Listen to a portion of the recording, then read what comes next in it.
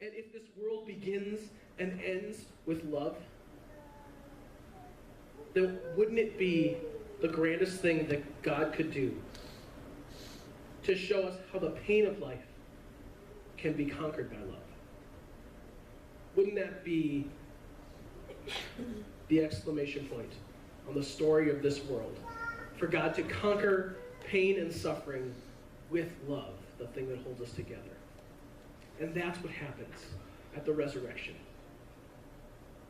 When death seems to have won, and all of us feel that moment at different times in our lives, when it seems like death and sadness is all around us, and there will never be a tomorrow.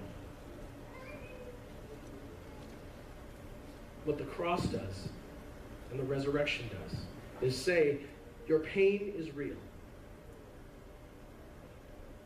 And it's bad. And you don't have to like it. But it will be overcome. Now, if you're in the midst of one of those dark times right now, and I say, someday, God will fix things, well, that might not feel like the kind of comfort you're looking for. We want God to come in and fix things now and take our suffering away in this moment.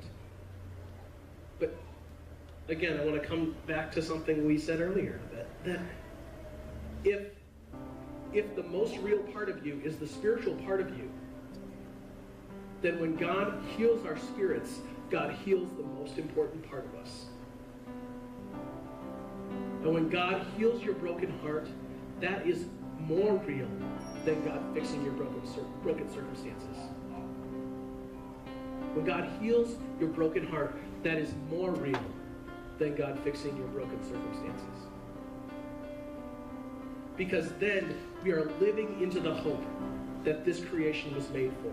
A hope that leads us toward resurrection, toward new life, when all suffering will end. When the peace that we wish would be here will surround us completely.